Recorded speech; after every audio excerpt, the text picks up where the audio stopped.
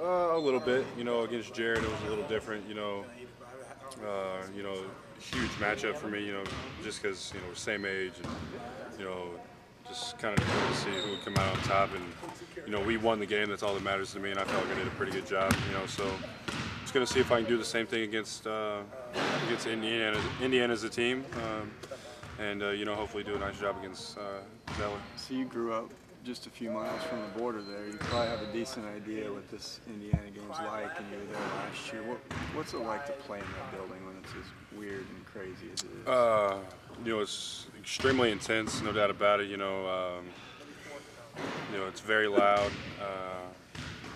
They have really good fans. Die hard. I think their fans have more confidence in them this year than they did last year, and they expected to be louder this year against us than they did against Kentucky. I've heard people say that. So, it's going to be a big-time game, and they're going to make their runs. Hopefully, we make ours. And, we just have to battle through the ups and downs and try to come out on top. How much did they recruit you? I remember when I was it was the same my sophomore summer. It kind of, whenever Koreans took over or whatnot, my high school coach, he contacted my high school coach, and we took a visit there. And when I went there, I wasn't really sure of the situation and how I felt, but I always felt like I wanted to come to Illinois anyway. So to be honest, I wasn't very interested, but obviously I'll give them a look. They turned into a great program, but it was just I never wanted to go there. Did you ever play against Zeller in high school or summer leagues?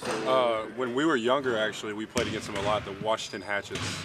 It was a little bit of it was like lower level AAU stuff. He was always a guard, so I never really guarded him or anything. But I always remember him being a pretty skilled. And, he could shoot. And it's just weird that we're like completely different players now, and at a different level and all that. But we played against him a lot when we were younger. So he was a guard, and you wanted to be a guard, or what? No, not that. But sorry.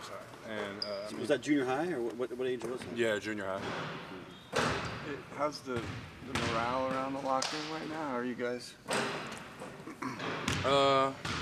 I feel like we're okay. A couple of us sat down yesterday, just talked and, realized that, yet again, it's kind of another breaking point, got to try to steal a couple here on the road.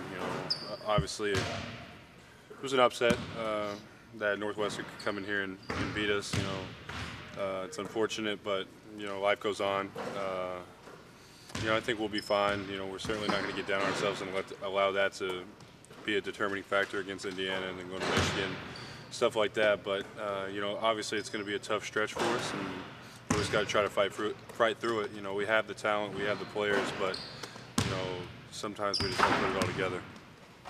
How come there are such swings between playing to the bitter end against Michigan State and Ohio State, and then wasn't quite there against Northwestern? I mean, it's human nature.